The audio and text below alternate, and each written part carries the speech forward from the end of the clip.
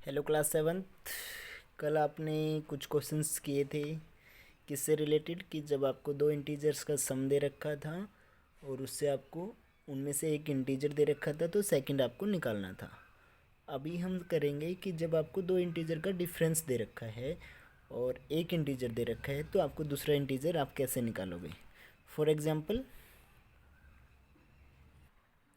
So that is your equation. The difference of an integer x and 7 is 20. Find the value of x। कि आपको integer x और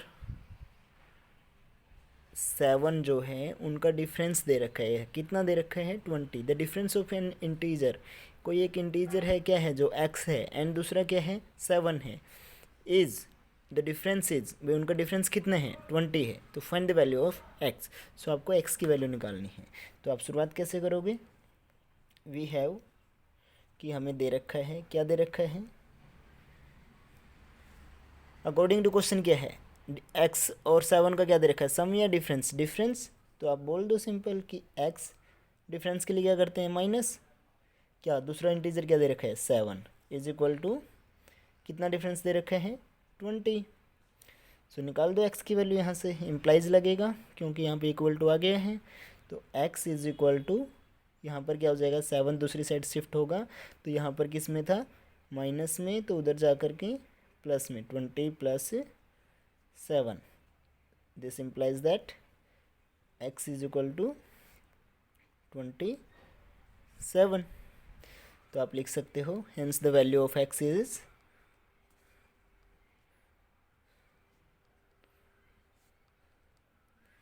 value of x अगर is 27। अगर यहाँ पे आपको ये लिखा है कि find the value of x, तो आप ये लिखोगे hence the value of x is 27। और अगर आपको यहाँ पे लिखा गया होता फाइंड द इंटीजर, तो फिर आप सिंपल लिख देते hence the integer is 27। Clear? Question ये भी हो सकता है कि आपको वेट, नेक्स्ट क्वेश्चन करने से पहले आप एक बार ये भी देखिए कि जब आपको डिफरेंस दिया गया है तो डिफरेंस तो ज़रूरी नहीं कि x माइनस 7 हो, 7 माइनस एक्स भी तो उन्हीं दो इंटीजर का डिफरेंस है ना, क्योंकि सब्ट्रैक्शन जो है वो क्या है कॉम्यूटेटिव नहीं है, तो उस केस में अलग से आंसर आएगा। तो हम वो भी स्टेटमेंट चूज़ कर सकते हैं। अगर कोई बच्चा ऐसे भी लिख रहा है कि वी हैव, भाई हमें दे रखा है, क्या दे रखा है हमें, डिफरेंस दे रखा है किसका, एक्स का और 7 का। तो एक्स और 7 का डिफरेंस ये भी तो है, 7 माइनस एक्स भी तो उनका डिफरेंस ही है, दो इंटीजर है। तो हमने शुरू में 7 लिख लिया अगर आपने, तो कोई गलत नहीं है। 7 माइनस एक्स कितना हो जाएगा 20। और तो x की वैल्यू निकाल रहे हैं तो इम्प्लाइज लग जाएगा यहाँ पर।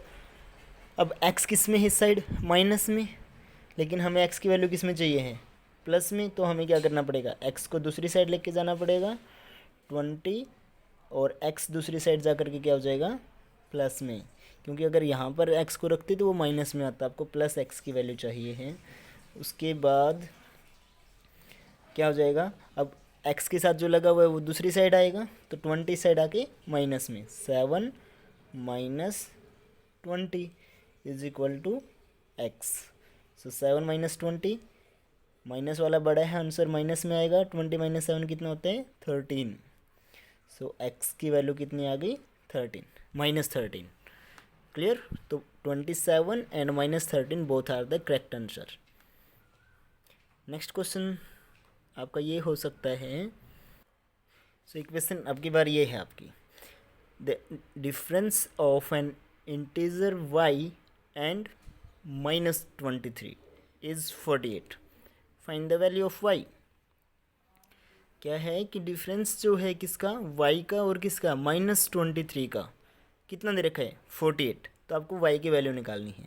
अच्छा, एक बार इस वीडियो को यहीं पे पॉज करके आप इस क्वेश्चन को सोल्व करके देखें, और फिर जब आपका क्वेश्चन सोल्व हो जाएगा तो आप मैथ्स करना। अभी मैं सोल्व करके भी दूंगा आपको कि आपका आंसर सही है और तरीका भी सही है या नहीं है।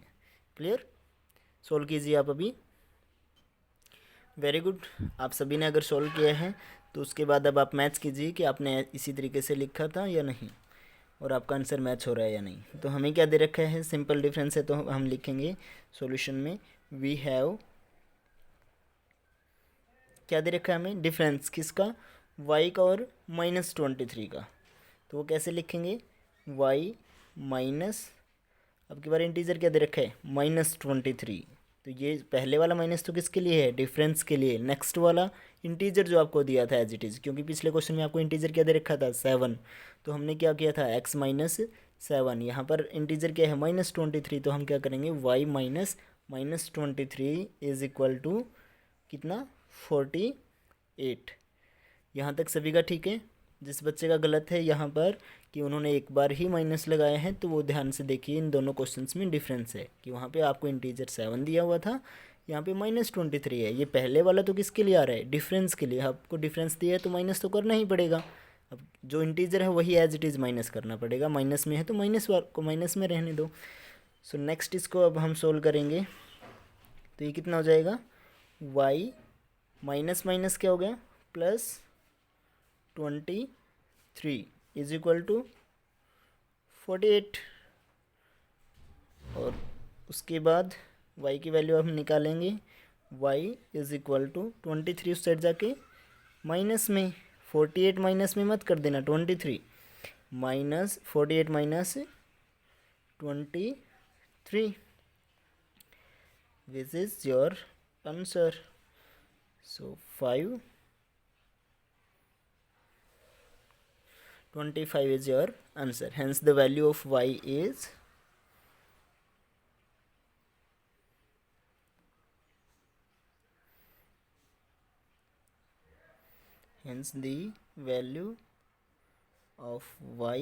is equal to 25। Equal to लगाओ या इज लिख सकते हो आप यहाँ पे, दैट्स योर आंसर। एक और आंसर हो सकता है इस क्वेश्चन का, वो इस तरीके से, अगर आप 23 में से y को सब्ट्रैक्ट कर रहे हो तो उस केस में क्या आंसर होने वाला है वो आप सभी निकाल करके देखें अभी। मतलब आप क्या लिखोगे, वी हैव, कि आपको क्या दे रखा है, -23 minus y is equal to 48। क्योंकि हम ये भी तो मान सकते हैं ना, भी 28 में से y को सब्ट्रैक्ट किया जा रहा है, वो भी तो इन्हीं दोनों का डिफरेंस है। तो आप यहाँ से y की वैल्यू निकालोगे तो वो एक डिफरेंट वैल्यू आएगी, वो आपको चेक करने हैं कि क्या आ रही है। और आपके आंसर के लिए मैं बता दूं, वो वैल्यू जो आपकी आए, जो आपका आंसर आएगा इस केस में, वो आपका आएगा -71। चेक कर लेना आप अपना फुल कंप्लीट तरीके से सोल्व करोगे। हाँ, फेयर कॉपी में आपको दोनों निकालने की आवश्यकता नहीं है, आप दोनों में से कोई भी, मतलब दोनों तरीक़ों में से कोई भी एक तरीका चूज़ कर सकते हो। या तो जो इंटीजर आपको दिया है उसमें से जो पूछा है वो सब्ट्रैक्ट कर दो, या फिर जो पूछा है उसमें से जो दिया है वो सब्ट्रैक्ट करके इक्वल टू में वो जो आपको दे रखा है वही लिखो। क्लियर? ओके, एक बात और आपको बोलनी है कि जो ये क्वेश्चंस आपको यहाँ पे मैंने सोल्व करवाए हैं, जो एग्जांपल्स, यही एग्जांपल आप फेयर कॉपी में भी एज इट इज़ सोल्व करोगे, इक्वेशन भी यहीं से लिखोगे और सॉल्यूशन खुद करोगे, यहाँ से नहीं लिखोगे। सॉल्यूशन अब आप समझ चुके हो तो खुद करोगे, ठीक है। जो आपको होमवर्क मिलेगा वो क्वेश्चन भी करने हैं, और जो आपको ये सोल्व करवाया है मैंने अभी, ये वाले क्वेश्चंस भी आपको करने हैं। क्लियर? गुड। ओके बच्चों, तो अभी एक छोटा सा गेम हो जाए, इंटरेस्टिंग है, इंटीजर के ऊपर ही है, और साथ के साथ में आपका क्वेश्चन सोल्व हो जाएगा। तो आपका क्या है कि right a pair of integer. Pair आप जानते हो क्या होता है, पेयर, पेयर क्या होते हैं, जोड़ा। तो यानी कि आपको दो इंटीजर ऐसे बताने हैं हुज, जिसका सम क्या होता है, सब्ट्रैक्शन या एडिशन, एडिशन, ओके। सो जिसका जोड़ जो है आपको कितना होना चाहिए, 0। तो यानी कि आपको दो ऐसे इंटीजर बताने हैं जिनका सम 0 है, कोई भी दो ऐसे इंटीजर। अच्छा, एक इंटीजर अगर मैंने 5 सेलेक्ट कर लिया, तो 5 के लिए मेरे को ऐसा दूसरा इंटीजर कौन सा लिखना पड़ेगा जिसका सम 5 के साथ जिसको जोड़ें और आंसर 0 आ जाए। यानी कि वो इस नंबर का क्या होना चाहिए, इनवर्स या अपोजिट। तो वो क्या हो जाएगा, 5 और दूसरा इंटीजर क्या होना चाहिए, -5। यहाँ पे आप कॉमा नहीं लगाओगे, कॉमा लगाना गलत हो जाएगा, क्योंकि हमें कितनी वैल्यूज़ लिखनी है, 2 ही। तो आप क्या लिखोगे कि 5 एंड -5।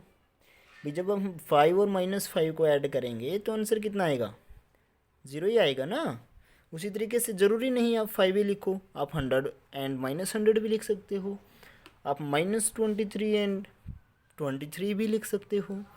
जो भी आपके मन में आए वही मतलब सेम प्लस में और माइनस में दोनों लिख दो, तो वही आपका क्या हो जाएगा क्योंकि देखो 5 और -5 दोनों के दोनों क्या है, इंटीजर है ना।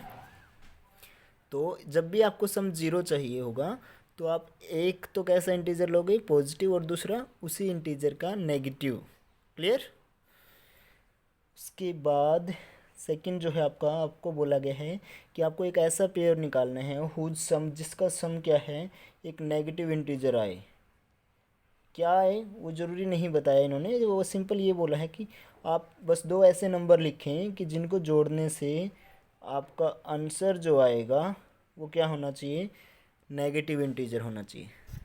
तो नेगेटिव कब आते हैं आंसर माइनस में, या तो जब दो इंटीजर हैं, एक प्लस का और एक माइनस का है, और जो बड़े वाला इंटीजर है उनमें से मतलब न्यूमेरिकली बड़ा जो है वो क्या है, माइनस में हो। जैसे कि 5 एंड -6, अगर 5 एंड -6 को आप जोड़ोगे तो आंसर कितना आएगा, माइनस में ही आएगा ना, क्योंकि माइनस वाला बड़ा है। उसी तरीके से कुछ भी लिख सकते हो आप, एक इंटीजर पॉजिटिव दूसरा नेगेटिव, बट जो प्लस वाला है वो क्या होना चाहिए, छोटा, और माइनस वाला न्यूमेरिकली बड़ा होना चाहिए। या फिर एक दूसरा भी तरीका है कि दोनों के दोनों इंटीजर कैसे लिख दो, नेगेटिव, जैसे कि -2 and -3।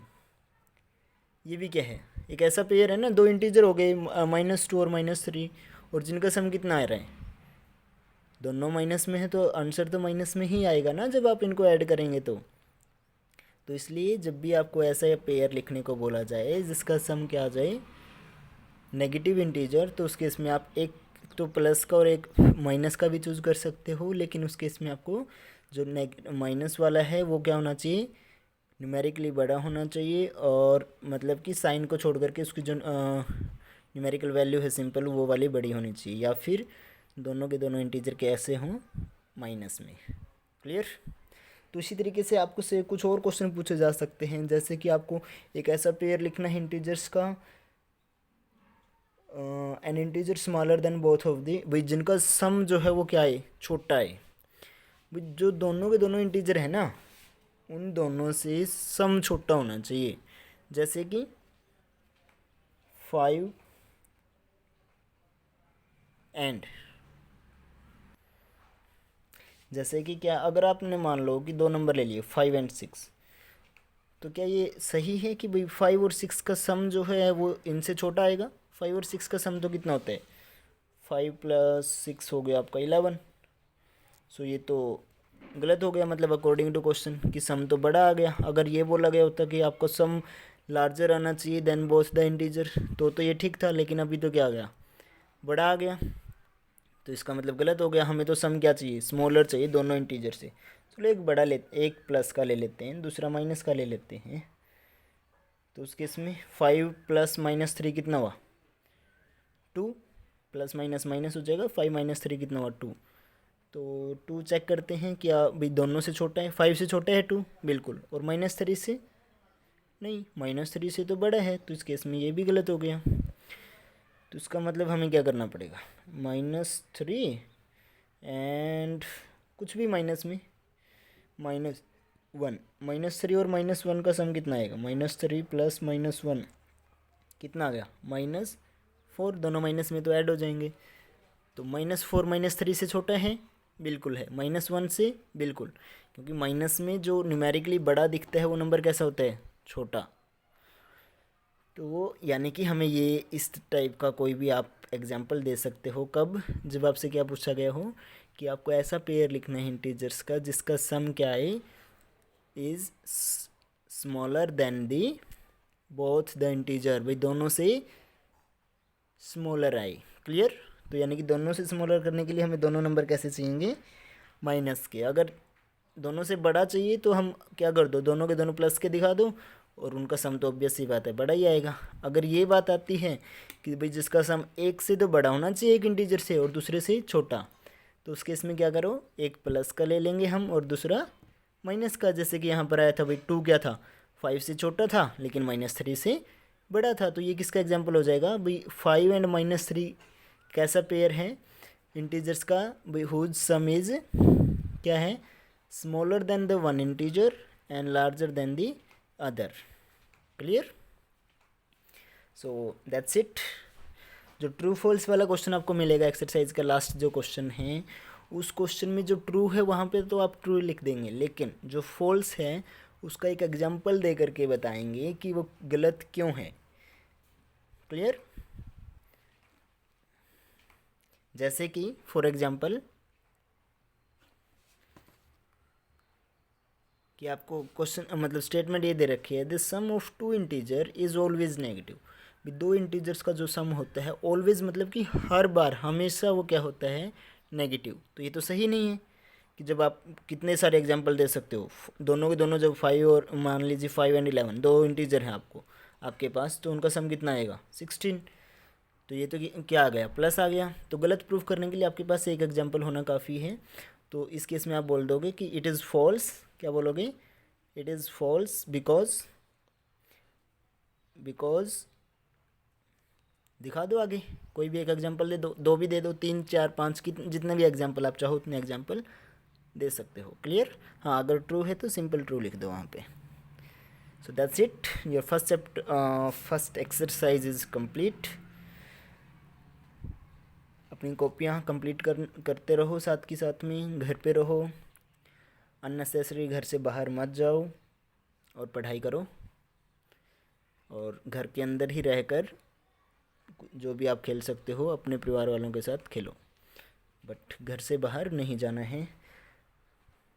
That's it for today, will meet you tomorrow. Bye bye बच्चों।